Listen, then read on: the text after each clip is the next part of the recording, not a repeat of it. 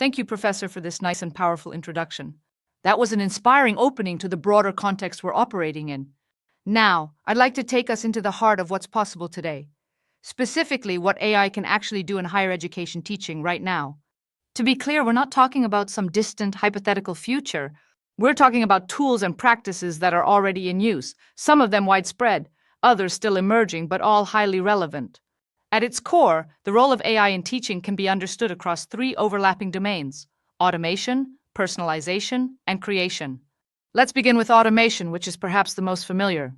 AI tools are helping us streamline tasks that used to be time-consuming and repetitive.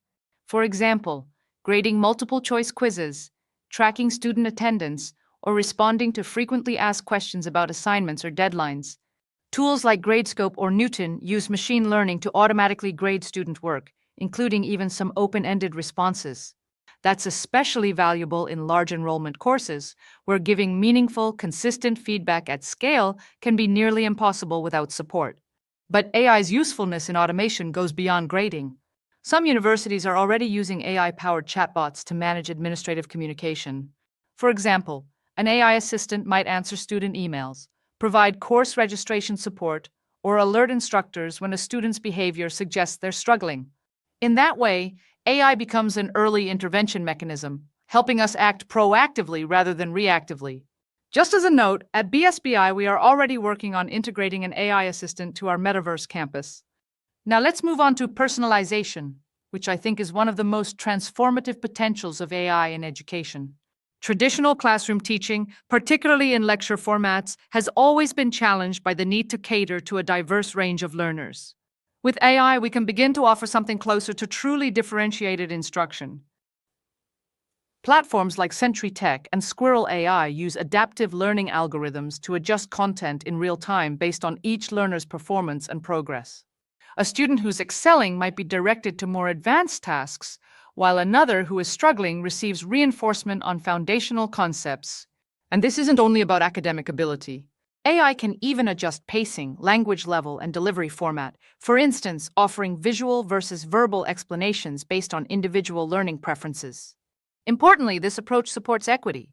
Students with learning disabilities, language differences, or non-traditional backgrounds can benefit from customization that may not be feasible for a human teacher managing a large cohort. With the right tools, we can create more inclusive learning environments, ones that don't just acknowledge diversity, but actively adapt to it. The third domain is creation, and this is where we're seeing the most rapid evolution.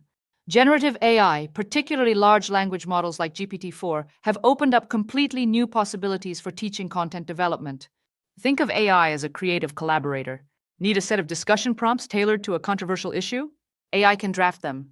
Do you want alternative case studies for business ethics, each set in a different cultural or political context? You can generate those too. Let me now give you a concrete example.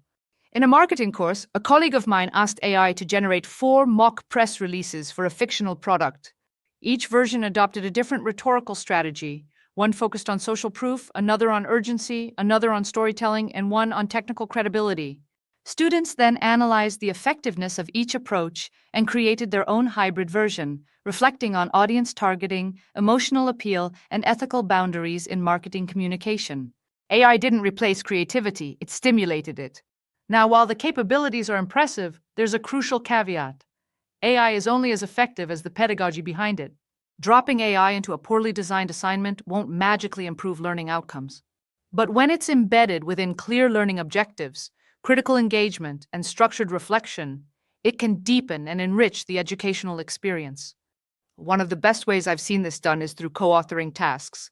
For instance, students in an environmental science course were asked to use GPT-4 to generate a draft policy memo. But the assignment didn't end there.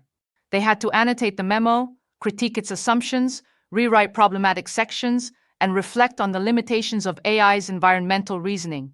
The AI output was merely the starting point for a much deeper intellectual process. Another strength of AI is its ability to expose students to multiple perspectives quickly. For instance, asking an AI model to simulate different stakeholder responses, say a government official, an environmental activist, and a local business owner, can help students practice empathy, negotiation, and complex systems thinking. Again, it's not about outsourcing cognition, it's about expanding the cognitive terrain. Of course, there are legitimate concerns. AI can hallucinate false facts, reinforce bias, or produce writing that seems persuasive but lacks depth.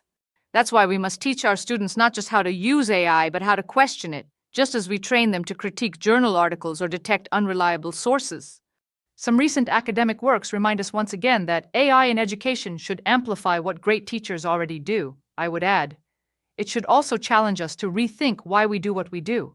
If a chatbot can answer a surface-level comprehension question, maybe we should be asking better questions. If an algorithm can write a summary, maybe our assignment should focus on synthesis, interpretation, or application. So my message today is this: AI is here and it's powerful.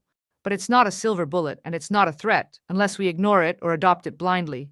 What it needs is intentionality, pedagogical thinking, and critical collaboration. Try it, reflect on it, discuss it with your students. Ask them to tell you what they've discovered, good, bad, and surprising. That's how we learn together. Thank you for listening. Now my colleague Dr. Sophia will talk about the teaching practice of AI in action.